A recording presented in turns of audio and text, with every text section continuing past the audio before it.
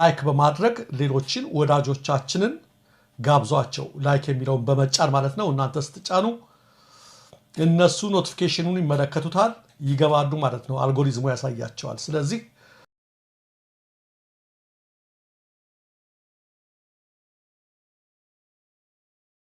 ሰላም ጤና ይስጥልን ተመልካቾቻችን ከአንከር ሚዲያ ዝግጅት ክፍል ያክብሮት ሰላምታችንን እናቀርባለን በኢትዮጵያ ኦርቶዶክስ ተዋሕዶ ቤተክርስቲያን ደቡብ ወሎ ሀገረ ስብከት የአርሴማ አንድነት ገዳም ላይ የድሮን ጥቃት መፈጸሙን ተከትሎ የአማራ ፋኖ ብሔራዊ ንቅናቄ ሚኒሊክ እዝ መግለጫ አውጥቷል ሰሞኑን በተለያዩ የወሎ ቀጠናዎች እንደዚሁ አውደ ውጊያዎች ሲካሄዱ እንደነበረ መረጃዎች ያመለክታሉ ያገዛዙ መከላከያ ሰራዊትም በወሎ ባደረኩት ወታደራዊ ጥቃት በርካታ የፋኖ ኃይሎችን ደምስሻለሁ ሲልም መግለጫ አውጥቷል በእነዚህ መረጃዎችና በወቅታዊ የፋኖ የትግል እንቅስቃሴ እንደዚሁም በሌሎች ጉዳዮች ላይ በማተኮር ከአማራ ፋኖ ብሔራዊ ንቅናቄ ሚኒሊክ እዝ የፖለቲካ ጉዳዮች ኃላፊ ከአርበኛ ሞገስ አባራው ጋር ቆይታ አደርጋለሁ በጣም አመሰግናለሁ አርበኛ ሞገስ አመሰግናለሁ መሳይ እኔም ስለጋበዝከኝ እጅግ አመሰግናለሁ እንግዲህ ከመግለጫችሁን ጀምር ዛሬ ያወጣችሁት መግለጫ አለ በአርሴማ አንድነት ገዳም ላይ በተፈጸመ ጥቃት እስካሁን ባለው መረጃ 2 መነኮሳት መሞታቸውን ሰምተናል እንግዲህ ቁጥሩን ሊጨምር እንደሚችል ነው ለህይወታቸው አስጊ ሆኑ ሌሎች መነኮሳትም እንዳሉ ሰምተናል ያንን በተመለከተ ያወጣችሁት መግለጫ አለ እስቲ ስለ መግለጫው ባጭሩ ምን ማለት ይቻላል በዛሬው መግለጫችን በዋናነት አሁን ካለንበት ጊዜ በፊት በአገዛዙ በአማራ ህዝብ ላይ ተቃላይ በዜጎች ላይ በሃይማኖት ተቋማት ላይ ያደረሰ ያለውን ውድመት እና ጭፍጨፋ የቀጠለው እና ትላንት ደግሞ ማሳያ የሆነውን በተመለከተ ያወጣነው የሐዘን መግለጫ ነው በዚህ የሐዘን መግለጫ ውስጥ በተደጋጋሚ ሲከሰቱ ከነበሩ የአገዛዙ የጭፍጨፋ ድርጊቶች አንዱ ነው ምንም የፋኖ የታጠቀ ኃይል በሌለበት ሁኔታ ቤተክርስቲያኑን ወይ ደግሞ ገዳሙን ብቻ ታርጌት ያደረገ ጭፍጨፋ ተፈጽሟል ይሄ አባይ ተብሎ በሚጠራው በተለይ ደግሞ የወሎንና የጎጃምን ቀጠና በሚያዋስነው አካባቢ ያለ ገዳም ላይ የተፈጸመ የድሮን ጥቃት ነው በቀጥታ ገዳሙን እንግዲህ በዛ ገዳም ውስጥ እናቶች መነኮሳት አሉ የገዳማውያን መናንያን አሉ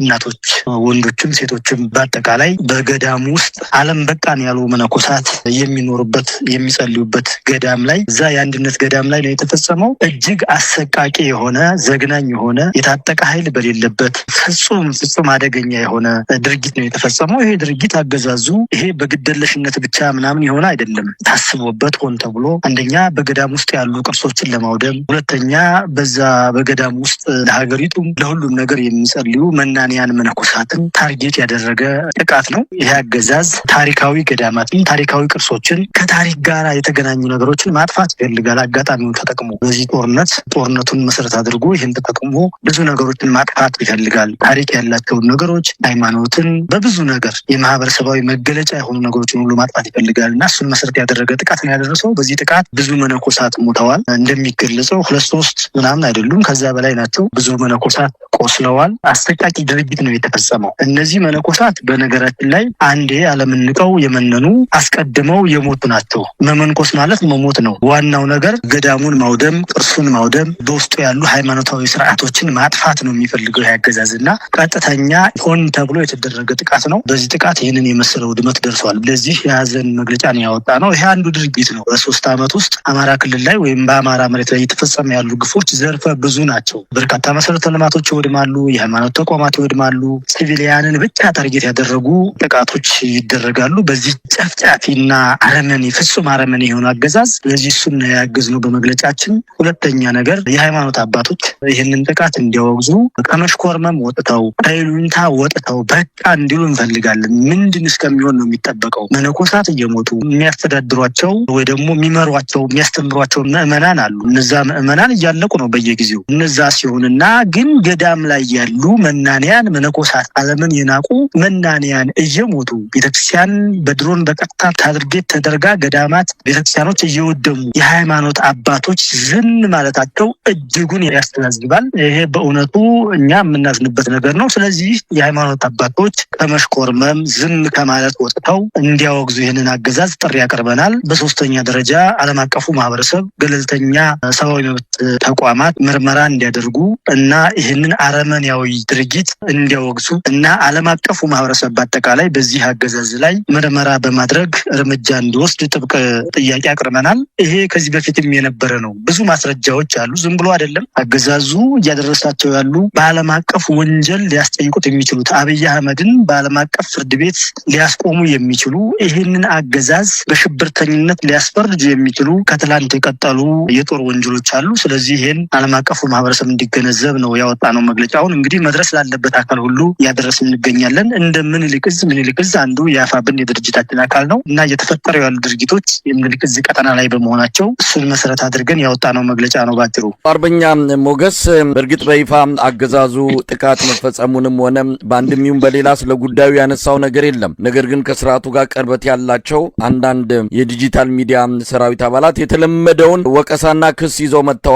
በገዳሙ የፋኖ ታጣቂዎች በመኖራቸው ነው ቤተክርስቲያኒቱ ከነዚህ ጽንፈኞች ራሷን ካላጸዳች እንዲህ አይነቱ ነገር ወደፊትም ይቀጥላል አይነት ማስጠንቀቂያም ማስፈራሪያም እየሰጡ ነው ያሉትና በእውነት የፋኖ ታጣቂዎች በአርሴማ አንድነት ገዳም ውስጥ ነበሩ። ያንን መሻሸጊያ አድርገው ነበር። ለዛም ነው የድሮን ጥቃት ተፈጸመ ብለው እንደ ምክንያት እያቀረቡ ያሉት። ይሄ በጣም ፍጹም ሐሰት ነው። ድርጊቱ የሚፈጸመው ቅድም እንዳልኩ ሆን ተብሎ ታስቦበት ነው። ይህንን ደግሞ ለማስተባበል እንደ አይነት ፕሮፓጋንዳዎችን ይነዛል አገዛዙ በሚዲያ ሳይበሩ በኩልና ፍጹም ሐሰት ነው። ፋኖ አይደለም ከቤተክርስቲያናት ወይም ከሃይማኖት ተቋማት ከቤተክርስቲያን ከመስጊድ እና ሌሎች ሃይማኖት ተቋማት ቀርቶ ሌሎች አገልግሎት ሰጪ ከሆኑ ማህበረሰባዊ ተቋማትም አይጠጋም። ትምህርት ቤትም አይገባም። የጤና ተቋማት ላይም አይገባም፣ አይንቀሳቀስም። ሰራዊታችን ፍጹም ዲስፕሊን የሆነ የተቋማትን የሚጠብቅ ከተቋማትም ራቅ ብሎ የራሱ ምሽግ ያለው ጥንቃቄም የሚያደርግ ነው እና እነዚህ ተቋማት ውስጥ የለም። እንኳን የሃይማኖት ተቋማት እንዳልኩ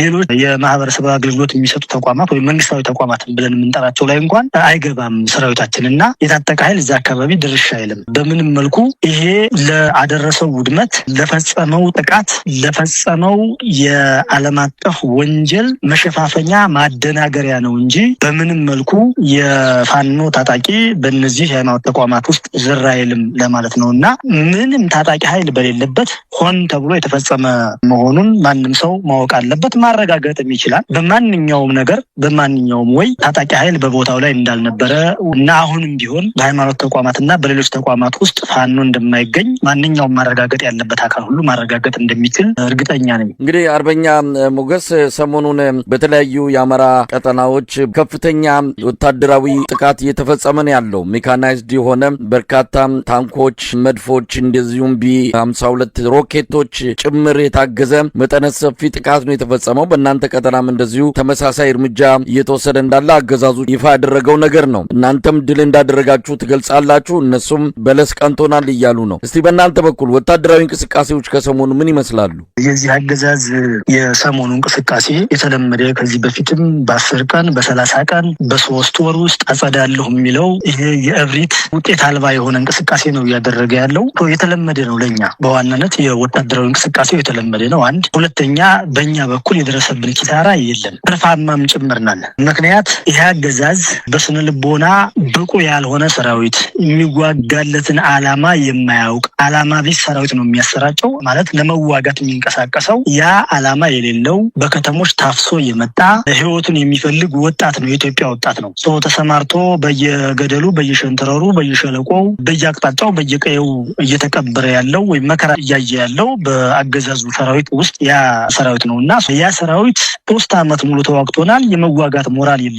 የፊተኛው እያለቀ አዲስ እየተጨመረ ነው የሚመጣው በአንድ በኩል። እንደዚሁ ሁሉ ደግሞ በመከላከያ ሰራዊት ውስጥ እጆችን እያሰፋ በአንድ ሻለቃ ውስጥ 80 ሰው እንግዲህ አንድ ሻለቃ 400 500 እስከዛ በላይ መያዝ ይጠበቅበታል። ግን 80 ሰው 120 ሰው እያደረገ በቁጥር እየሸነሸነ ማለት ነው። እንደዛ እያደረገ ነው የሚገኘው። አሁን ሰሞኑ ላይ አገዛዙ እያደረሰ ያለው የወታደራዊ እንቅስቃሴ ለኛ የበለጠ ትርፋማ ነው። ከምሽጉ ነው የሚወጣው። በማያውቀው መሬት ነው የሚገባው። የግዴታ ትእዛዝ ተሰጥቶት ይገባል። ትእዛዝ ተሰጥቶት የገባው ያ ዓላማ ቢስ ሰራዊት፣ የሚዋጋለት ዓላማ የሌለው የሚሞትበት ምክንያት የሌለው ሰራዊት በፋኖ ይማረካል፣ ይገደላል፣ አሞራ ይበለዋል። በዚህ በአንድ በኩል የኢትዮጵያ ወጣቶች ለአንድ የአብይ አህመድ ስልጣን የሚከፍሉት መስዋዕትነት ደመከልባዊ የሆነ መስዋዕትነት፣ ይሄ በእጅጉ ያሳዝነናል። በሌላ መልኩ ግን ይህ አገዛዝ የፈለገውን ነገር ቢያሰማራ ፋኖን ማሸነፍ እንደማይችል 3ኛ ዓመት ሆኗል። ለኛ በየጊዜው እየታጠቅን እንድንሄድ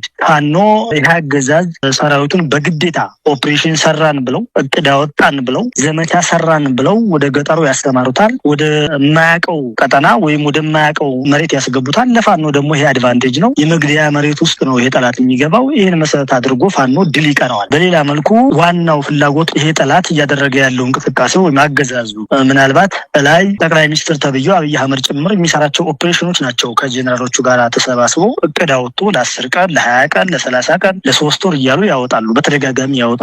ያሁኑ ለየት የሚያደርገው የመጨረሻውና የመጨረሻው ብሎ ነው። ፋኖን ማጥፋት እንደማይችል ያውቀዋል። ግን አዳክሜ ከሌላ ጋር እንዳይተባበር በማድረግ ሌላ ለምለኩሰው ጦርነት እንቅፋት እንዳይሆነኝ በማድረግ ዓላማዬን ያሳካለሁ ብሎ ነው የሚያስበው። ይሄ በጣም ፍጹም የተሳሳተ ኪሳራ እያደረሰበት ያለ ነው። ለቀይ ባህር እያለ ድንበር ተሻጋሪ ግዳጅ እያለ እያስገደደም እየመለመለም በፕሮፓጋንዳ እያደናገረም የሚያመጣው ወጣት አማራ ክልል ውስጥ እሳት እየሆነበት ረመጥ እየሆነበት አፈር እየሆነ እየቀረ ነው ይሄ ሰራዊት። በዚህ ቅድም እንዳልኩ እናዝናለን። የሆነው ሆኖ ግን ፋኖ ምርኮ እያገኘ በየጊዜው የውጊያ ልምምዶችን እያደረገ መክፈል ያለበትን መስዋዕትነት ሁሉ እየከፈለ እየቀጠለ ነው የሚገኘው። አጠቃላይ ግን አገዛዙ እያደረጋቸው ያሉ ዘመቻዎች አገዛዙ ላይ እየደረሱ ያሉ ኢሳራዎች ካልሆኑ በስተቀረ የሚያመጣው ለውጥ እንደሌለ በእርግጠኝነት ነው የምንናገረው። 3 ዓመት ማጠናቀቅ ያልቻለውን ጦርነት በ2 ሳምንታት ውስጥ አጠናቀዋለሁ ብሎ ነው የጀመረው። ይህን ጦርነት በ3 ዓመት ውስጥ አይደለም ማጠናቀቅ፣ ከዛም በላይ ፋኖን ማስታጠቅ ችሏል። ፋኖን ማሰልጠን ችሏል። ፋኖን ማደራጀት ችሏል። ለኛ ይሄ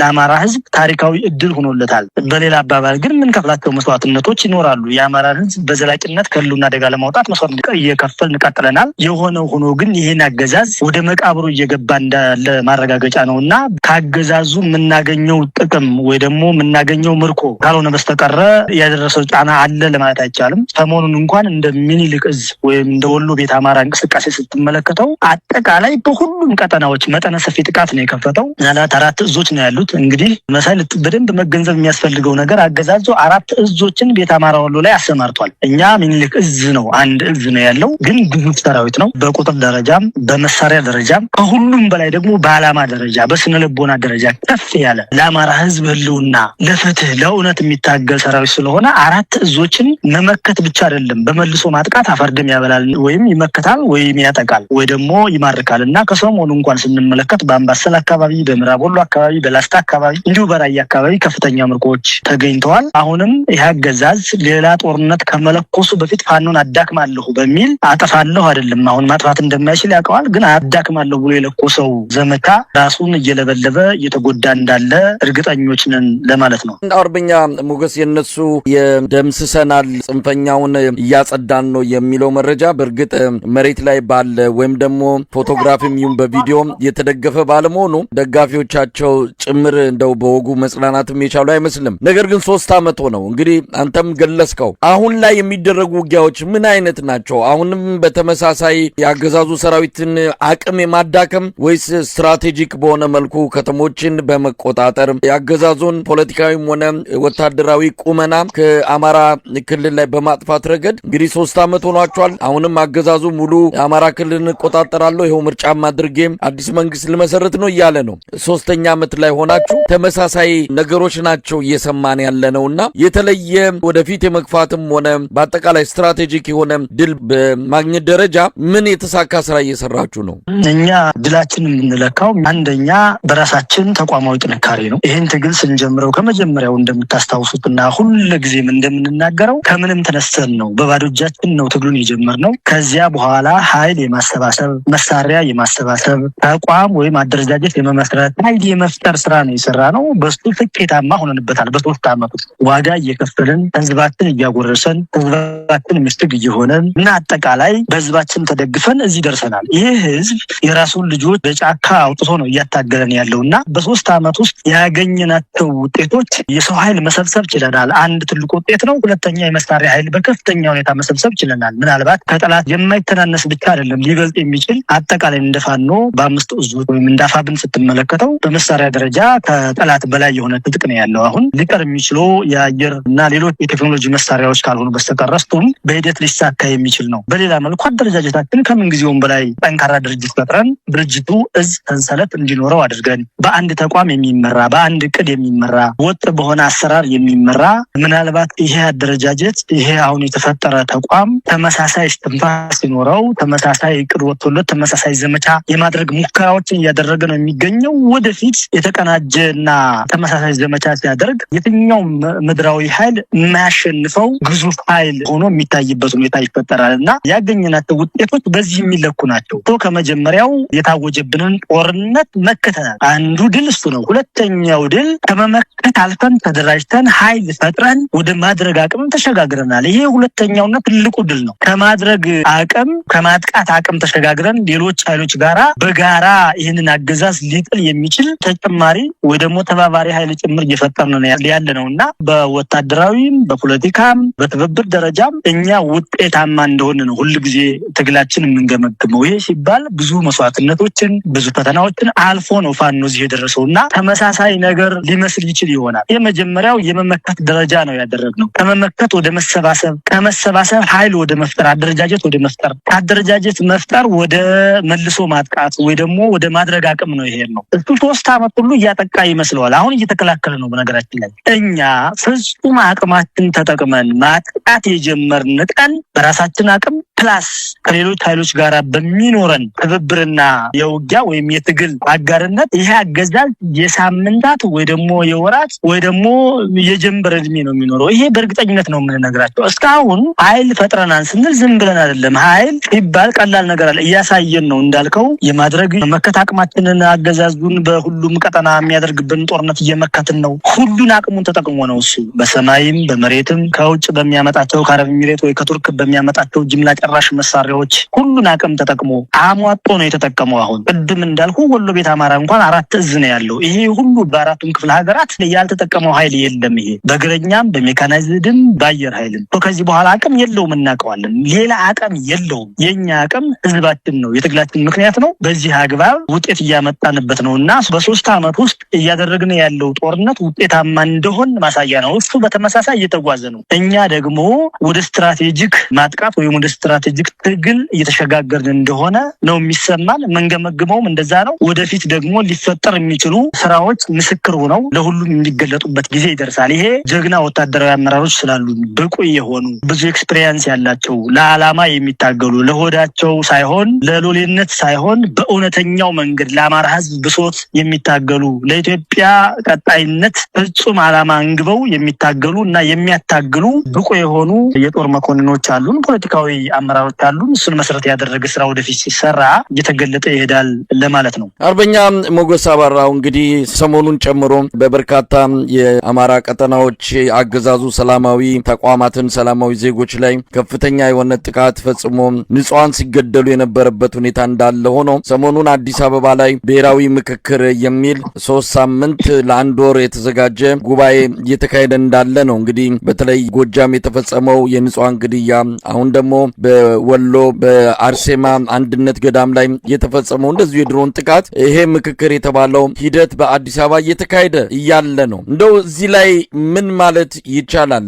በተናጠል ተኩስ አቁም በማድረግ ይህን ጉባኤ ማከናወን ይቻል ነበር እንደው ለተውኔቱ ድምቀትም ሲባል፣ ግን ያንንም ማድረግ አልፈለገም። በዕለቱ ሐምሌ 8 ቀን ጉባኤው በይፋ በተጀመረ ዕለት ነው የአብይ አህመድ ሰራዊት የድሮን ጥቃት፣ የሜካናይዝድ ጥቃት፣ የከፍተኛ መሳሪያዎች ጥቃት እያደረገ ያለው። በተመሳሳይ ቀን ነው እነዚህ ሁለት ክስተቶች የተከናወኑት። አዲስ አበባ ምክክር፣ በአማራ ክልል ደግሞ መጠነ ሰፊ ጥቃት። እንደው ይህንን እንዴት ታዩታላችሁ? ይሄ የአብይ አህመድ አገዛዝ ዓለም ላይ ታይተው ካለፉ አገዛዞች በታሪክ ለየት የሚያደርገው ብዙ ነገሮች አሉና አንዱ ይሄ ነው። አዲስ አበባ ላይ የምክክር ጉባኤ በሚል የፖለቲካ ድራማ እየሰራ ነው የሚገኘው በአንድ እጁ፣ በሌላ እጁ አማራ ክልል ላይ ከፍተኛ ጦርነት፣ በነገራችን ላይ ኮንቬንሽናል ዋር ነው እየተደረገ ያለው። ፊት ለፊት ድሮን እየተጠቀመ ነው፣ ጀት እየተጠቀመ ነው፣ ዲኤም እየተጠቀመ ነው፣ መርፍ እየተጠቀመ ነው፣ ሁሉንም አቅም እየተጠቀመ ነው እና ፊት ለፊት ውጊያ ነው እየተደረገ ያለው በዚህ ወቅት። አማራ ክልል ላይ እየተደረገ ያለው ጦርነት አሁን ላይ በዚህ ወቅት ሽምቅ ውጊያ ወይ የደፈጣ ውጊያ ምናምን አይደለም። በነገራችን ላይ እየተደረገ ያለው ጦርነት የፊት ለፊት ጥውጥ ያለ ምንድነው ይሄ ከፍተኛ የሚባል ጦርነት ነው እየተደረገ ያለው አማራ ክልል ላይ በእውነቱ ደረጃ ሲታይ። ይሄ የሆነ በአንድ በኩል፣ በሌላ በኩል ደግሞ አገዛዙ ቲያትር በሚመስል ወይ ድራማ በሚመስል መልኩ የምክክር ጉባኤ እያደረገ ነው። ይሄ ምክክር ጉባኤ የሚባለው ነገር በዋናነት የአገዛዙን ፍላጎት የሚያስፈጽምበት ነው። ያገዛዙ የመረጣቸው የራሱ አጀንዳዎች አሉ። 4 ዓመት ምናምን የሚባለው ነገር ተራ ውሸት ነው። የምክክር ጉባኤ ላይ ያሉ ሰዎች ራሳቸው ላገዛዙ ሎሌ የሆኑ ሰዎች ናቸው። ምናልባት በራሳቸው እጅ ጥቁር ታሪክ እየጻፉ ነው የሚገኙት በራሳቸው ላይ። እኛ ማሸነፋችን ስለማይቀር የዚች ሀገር ጉዳይ የዚች ሀገር ጣፈንታ በእኛ መወሰኑ ስለማይቀር ለዚህ አረመኔ ቱርዬ ተራ አገዛዝ የማስፈጸሚያ በመሆን ወይ ደግሞ መገልገያ በመሆን ጥቁር ታሪክ እየጻፉ እንደሆነ ነው የምንገነዘበው። ይሄ ቲያትራዊ የሆነ ድራማዊ የሆነ ያገዛዙ የምክክር ጉባኤ የሚባለው አገዛዙ ራሱ በየቦታው ወይም በየአካባቢው ራሱ የመለመላቸው የራሱ የፓርቲው አባላት ናቸው እየመከሩ ያሉት። አሁን በዓለም ላይ ራሱ ከራሱ በራሱ ላይ እየመከረ ያለ አገዛዝ ነው አብይ አህመድ። እዛ ምክክር ውስጥ በምንም መልኩ የራሱ ሀሳብ፣ የራሱ አመለካከት፣ የራሱ አጀንዳ ነው። ምናልባት 1 ወር ምናምን ከሚል ፌዝ ወጥተው በአንድ ቀን አዳር መጨረስ የሚችሉት ነገር ነው ማለት ነው። ይሄ እኛ እናውቃለን፣ የኢትዮጵያ ሕዝብ ያውቃል። እውነቱ ነው። በነገራችን ላይ በዚህ መልኩ ሀገር እንደማይጸና ይታወቃል። ሀገር የማጽናት ፍላጎት አይደለም። እኛ መሰረታዊ የትግል መነሻዎች አሉን። የኢትዮጵያ ሕዝብ ከፍተኛ ችግር ውስጥ ነው የሚገኘው። የፈለገውን ነገር ማድረግ ቢችል እንኳን በምንም መልኩ ተነሳነባቸው የትግል ምክንያቶች አሉ።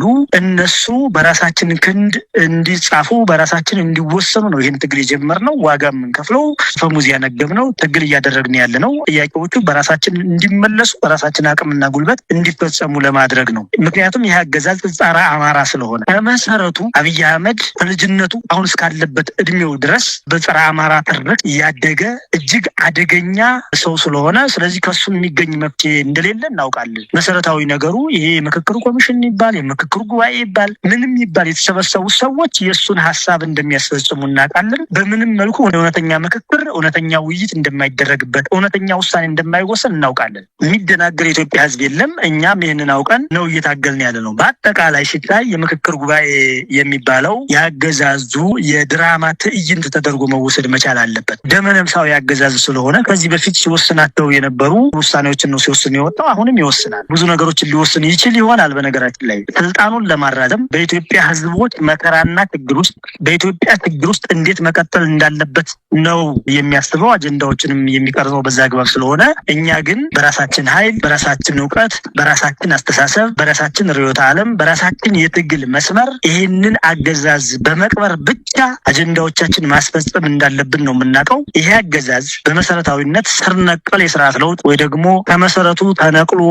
ወድቆ ሌላ እውነተኛ ፍትሃዊ ለአማራ ብቻ አይደለም ለሁሉም ኢትዮጵያውያን የምትሆን ሀገርና ሀገረ መንግስት ለመስራት ላይ ነው ትኩረታችን። እሱን መሰረት ያደረገ እንቅስቃሴ ነው እያደረግን ያለ ነው። ሀሳባችንም ተደማጭ ሆኗል። በዚህ ወቅት የፋኖ ሀሳብ ከመጀመሪያው በምታውቁት ልክ ነው። አሁን ላይ እያደገ እየጎለበተ የኢትዮጵያ ህዝብም የኢትዮጵያ ኃይሎች የምንላቸውም ሊሆን ይችላል ሌሎች ከኢትዮጵያ ውጭ የሆኑ ኃይሎችም እየተረዱት እያገዙ ይህንን ሀሳብ እየተቀበሉት ነው ያሉት። ይሄ የትግሉ አንዱ ውጤት ነው። እኛ ይህንን አገዛዝ በመጣል እውነተኛ ስርዓት ለመትከል ነው እየተንቀሳቀስን ያለ ነው። በምክክር ጉባኤ ሊባል ይችላል፣ በምክክር ኮሚሽን ከዚህ በፊት ፌል ያደረጉት የራሱ ፕሮጀክቶች አሉ። ሁሉም ነገሮች ፌል አድርገውበታል። ይህም የምክክር ኮሚሽን የምክክር ጉባኤ የሚባለው ነገርም ፌል እንደሚያደርግ በእርግጠኝነት ነው የምንነግራችሁ። የበለጠ ሀገሪቱን ወደ አዘቅት ነው የሚከታት። ምክንያቱም የሁሉም ፍላጎት የሁሉም ሀቀኛ ጥያቄ የሚፈታበት ሳይሆን የአንድ የአብይ አህመድ ፍላጎት አእምሮ ላይ የሚፈልቁ መጥፎ ፍላጎቶች የሚፈጸሙባቸው ፕሮጀክቶች እንደሆኑ እናውቃለን። በዚህ በኩል የሚፈታ ጥያቄ የለም፣ የሚመለስ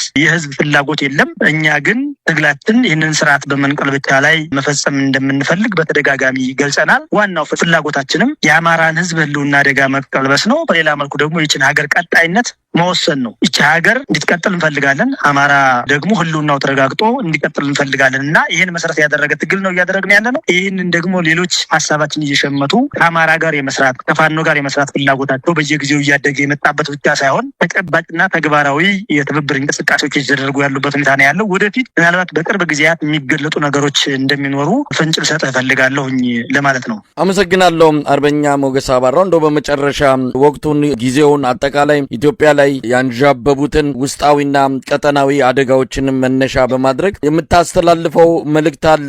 ያው ህብረተሰቡ ከናንተ ብዙ እየጠበቀን ያለው በትግሉ ከጎናችሁ እንዳለ በሚገባ አሳይቷል።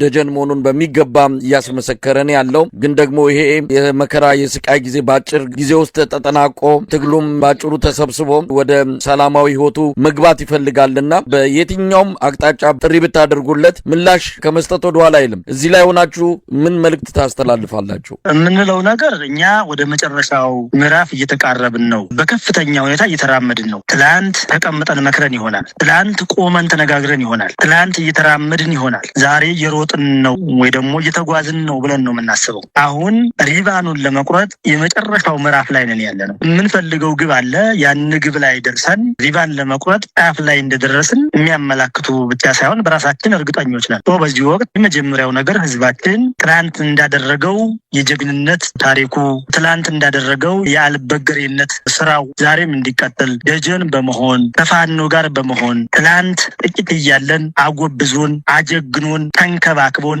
ደብቆን፣ ስንቅ ሰፍሮልን፣ ስነልቦናዊ ትጥቅ ሆኖን እዚህ አድርሶናል። ዛሬ ላይ ጎልብተናል። በጎለበትነው ልክ ደግሞ ሌሎች ጉልበት ያላቸው ኃይሎች ፈልገውን ተገዳዳሪ ብቻ መሆን አይደለም ወደ ማሰባሰብ ጭምር ደርሰናል። በዚህ በኩል ህዝባችን ደስተኛ መሆን ይጠበቅበታል። ያውቃል፣ ደስተኛም ነው። በከፈለው ዋጋ ልክ፣ በከፈለው መስዋዕትነት ልክ፣ በደገፈው ልክ የምንፈልግለት ደረጃ ላይ ደርሷል። እንደሚወክለንም ሁልጊዜ ያረጋግጣል። አሁን ዛሬም ቢሆን ወደ መጨረሻው ሰዓት ወደዛ እየተቃረብን ስለሆነ ህዝባችን ከጎናችን እንዲሆን እንፈልጋለን። በከፍተኛ ሁኔታ ሁለንተናዊ አቅሙን አሟጦ እንዲደግፈን እንፈልጋለን። እኛ ለህዝባችን እንሞታለን። ሰራዊታችን ለህዝቡ ነው የሚሞተው። ያለ ደሞዝ ያለ ክፍያ ነው ለህዝቡ ነው የሚሞተው። ለታሪኩ ነው የሚሞተው። ለማንነቱ ነው የሚዋጋው፣ መስዋዕትነት የሚከፍለው ሰው። አሁንም ያን ታሳቢ በማድረግ በየአቅጣጫው ያለው ህዝባችን መሰረታዊ መነሻችን የአማራ ህዝብ እንዲደግፈን እና ለመጨረሻው ፍልሚያ ከኛ ጎን እንዲቆም ጥሪ ማስተላለፍ እንፈልጋለን። በሌላ መልኩ በውጭ ያለው የትግል አጋራት ብቻ አይደለም የትግሉ አካል የሆነው የዲያስፖራ ማህበረሰባችን ከዚህ በፊት የነበሩ ጭቅጭቆች፣ ንትርኮች፣ ልዩነቶችን ሁሉ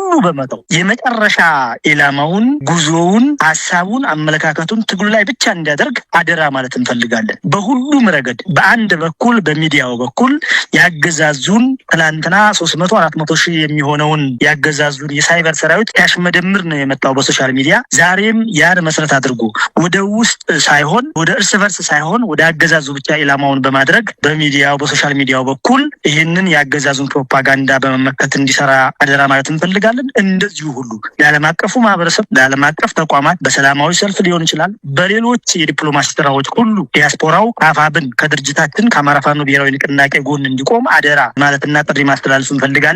በሌላ መልኩ እየተገፋ ያለው የኢትዮጵያ ህዝብ እና የኢትዮጵያ ህዝብ ሌሎች አካላቶች ወይም ሌሎች ትላልን የሚሉ ኃይሎች ሁሉ ልዩነቶችን በመተው ይሄ አገዛዝ የሁላችንም እንቅፋት የሁላችንም የህልውና አደጋ ምንጭ ስለሆነ ይሄን አገዛዝ ለመጣል ለእንዲና ለመጨረሻ ጊዜ እንድንተባበር አደራ ማለት እንፈልጋለን፣ ጥሪ ማስተላለፍ እንፈልጋለን።